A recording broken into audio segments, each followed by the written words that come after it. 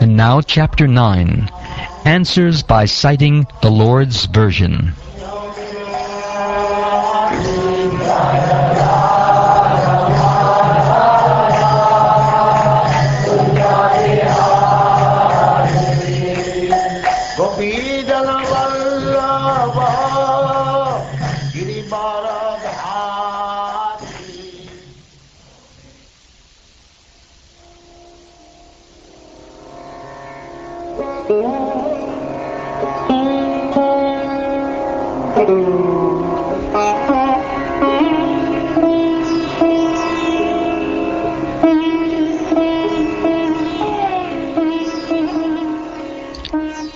Sri Shukdev Goswami said, O King, unless one is influenced by the energy of the Supreme Personality of Godhead, there is no meaning to the relationship of the pure soul in pure consciousness with the material body. That relationship is just like a dreamer's seeing his own body working. The illusioned living entity appears in so many forms, offered by the external energy of the Lord.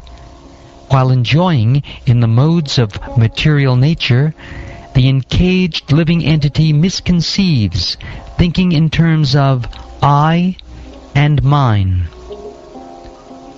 As soon as the living entity becomes situated in his constitutional glory and begins to enjoy the transcendence beyond time and material energy, he at once gives up the two misconceptions of life, I and mine, and thus becomes fully manifested as the pure Self. O King, the Personality of Godhead, being very much pleased with Lord Brahma because of his non-deceptive penance in Bhakti Yoga, presented his eternal and transcendental form before Brahma, and that is the objective goal for purifying the conditioned soul. Lord Brahma, the first spiritual master, supreme in the universe, could not trace out the source of his lotus seat, and while thinking of creating the material world, he could not understand the proper direction for such creative work, nor could he find out the process for such creation. While thus engaged in thinking in the water, Brahmaji heard twice from nearby two syllables joined together. One of the syllables was taken from the 16th and the other from the 21st of the Sparsha alphabets, and both joined to become the wealth of the renounced order of life. The 16th is Ta, and the 21st is Pa. Combined, the word tapa, or penance, is formed. When he heard the sound, he tried to find the speaker, searching on all sides. But when he was unable to find anyone besides himself, he thought it wise to sit down on his lotus seat firmly and give his attention to the execution of penance as he was instructed. Lord Brahma underwent penances for 1,000 years by the calculations of the demigods. He heard this transcendental vibration from the sky, and he accepted it as divine. Thus he controlled his mind and senses, and the penances he executed were a great lesson for the living entities. Thus he is known as the greatest of all ascetics. The Personality of Godhead, being thus very much satisfied with the penance of Lord Brahma, was pleased to manifest his personal abode by Kunta, the supreme planet above all others. This transcendental abode of the Lord is adored by all self-realized persons, freed from all kinds of miseries and fear of illusory existence. In that personal abode of the Lord, the material modes of ignorance and passion do not prevail, nor is there any of their influence in goodness. There is no predominance of the influence of time, so what to speak of the illusory external energy? It cannot enter that region. Without discrimination, both the demigods and the demons worship the Lord as devotees.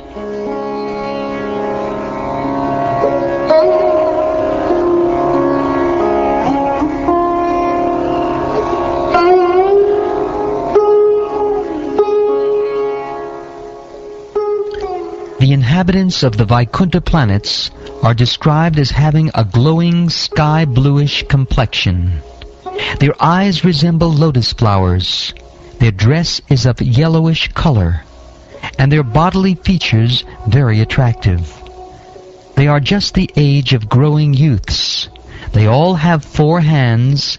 They are all nicely decorated with pearl necklaces, with ornamental medallions, and they all appear to be effulgent. Some of them are effulgent like coral and diamonds in complexion, and have garlands on their heads blooming like lotus flowers, and some wear earrings. The Vaikuntha planets are also surrounded by various airplanes, all glowing and brilliantly situated. These airplanes belong to the great Mahatmas or devotees of the Lord. The ladies are as beautiful as lightning because of their celestial complexions, and all these combined together appear just like the sky, decorated with both clouds and lightning. The goddess of fortune in her transcendental form is engaged in the loving service of the Lord's lotus feet, and being moved by the black bees, followers of spring, she is not only engaged in variegated pleasure, service to the Lord, along with her constant companions, but is also engaged in singing the glories of the Lord's activities. Lord Brahma saw in the Vaikuntha planets the personality of Godhead, who is the Lord of the entire devotee community, the Lord of the goddess of fortune, the Lord of all sacrifices, and the Lord of the universe, and who is served by the foremost servitors like Nanda, Sunanda, Prabhala, and Arhana, his immediate associates.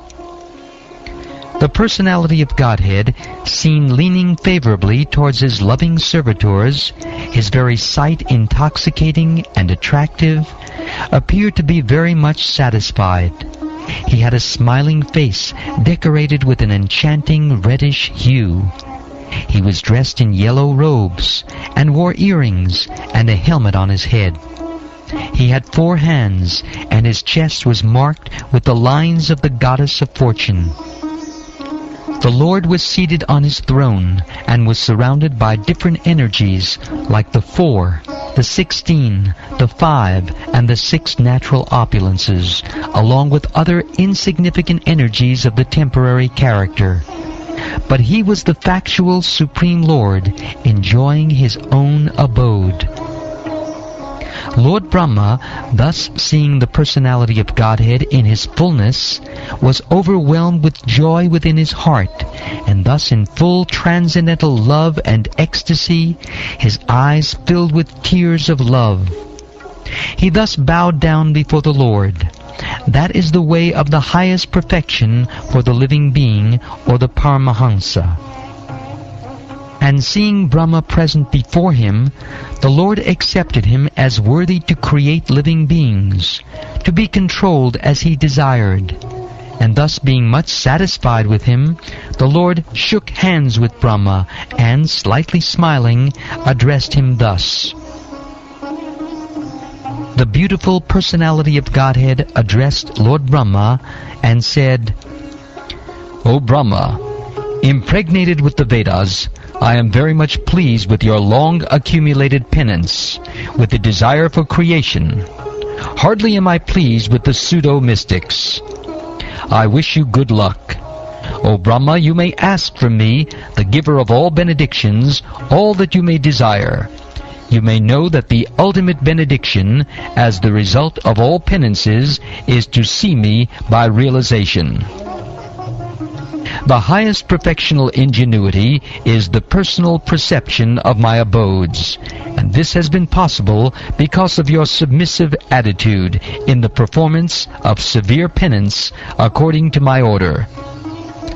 O sinless Brahma, you may know from me that it was I who first ordered you to undergo penance when you were perplexed in your duty. Such penance is my heart and soul, and therefore penance and I are non-different. I create this cosmos by such penance. I maintain it by the same energy, and I withdraw it all by the same energy. Therefore the potential power is penance only.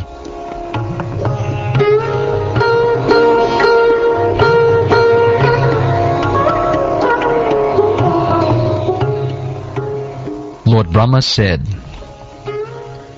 O Personality of Godhead, you are situated in every living entity's heart as the Supreme Director, and therefore you are aware of all endeavors by your superior intelligence without any hindrance whatsoever. In spite of that, my Lord, I am praying to you to kindly fulfill my desire. May I please be informed how, in spite of your transcendental form, you assume the mundane form, although you have no such form at all.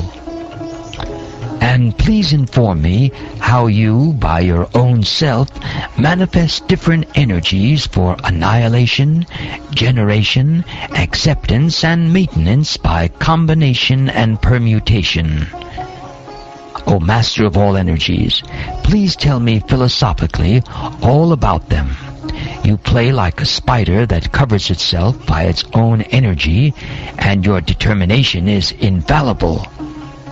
Please tell me so that I may be taught in the matter by the instruction of the Personality of Godhead, and may thus act instrumentally to generate living entities without being conditioned by such activities. O my Lord, the unborn, you have shaken hands with me just as a friend does with a friend, as if equal in position.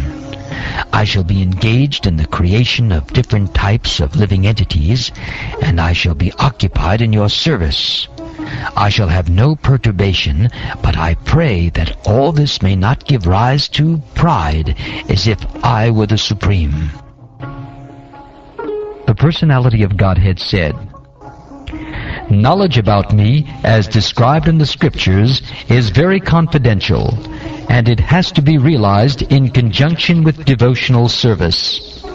The necessary paraphernalia for that process is being explained by me. You may take it up carefully.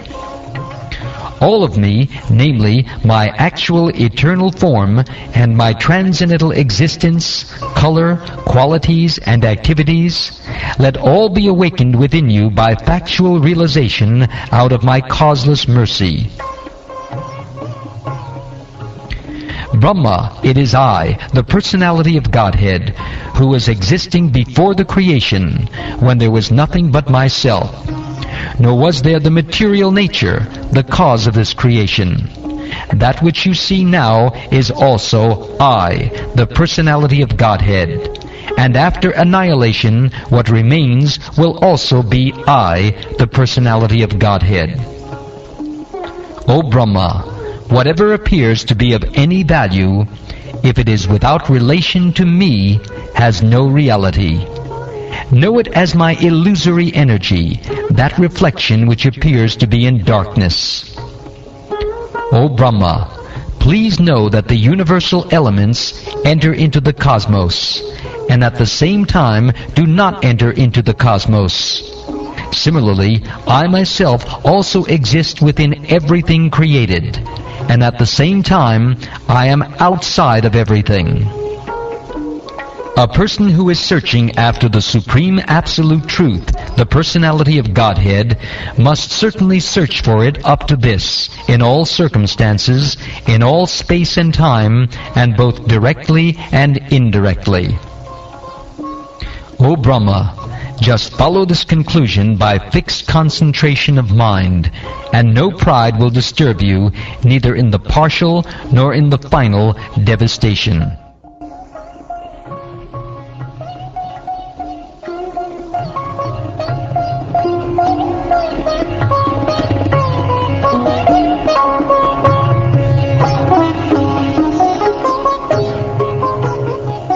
Shukdeva Goswami said to Maharaj Parikshit, "The Supreme Personality of Godhead, Hari, after being seen in his transcendental form, instructing Brahmaji, the leader of the living entities, disappeared." On the disappearance of the Supreme Personality of Godhead, Hari, who is the object of transcendental enjoyment for the senses of devotees, Brahma, with folded hands, began to recreate the universe, full with living entities, as it was previously. Thus, once upon a time, the forefather of living entities and the father of religiousness, Lord Brahma, situated himself in acts of regulative principles, desiring self-interest for the welfare of all living entities. Narad, the most dear of the inheritor sons of Brahma, always ready to serve his father, strictly follows the instructions of his father by his mannerly behavior, meekness, and sense control. Narad very much pleased his father and desired to know all about the energies of Vishnu, the master of all energies, for Narad was the greatest of all sages and greatest of all devotees, O king. The great sage Narad also inquired in detail from his father, Brahma, the great-grandfather of all the universe, after seeing him well satisfied. Thereupon, the supplementary Vedic literature, Srimad Bhagavatam, which was described by the personality of Godhead and which contains 10 characteristics, was told with satisfaction by the father, Brahma, to his son, Narad. In succession, O king, the great sage Narad instructed Srimad Bhagavatam unto the unlimitedly powerful Vyasadeva, who meditated in devotional service upon the Supreme Personality of Godhead, the Absolute Truth, on the bank of the river Sarasvati.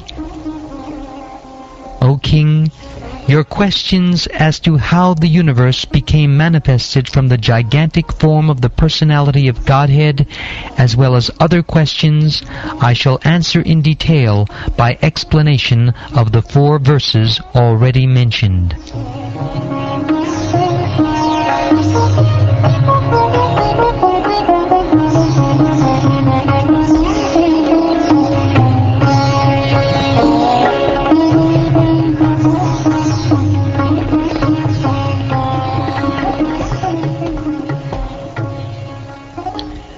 Thus ends the 9th chapter of the 2nd canto of the Srimad Bhagavatam, entitled Answers by Citing the Lord's Version.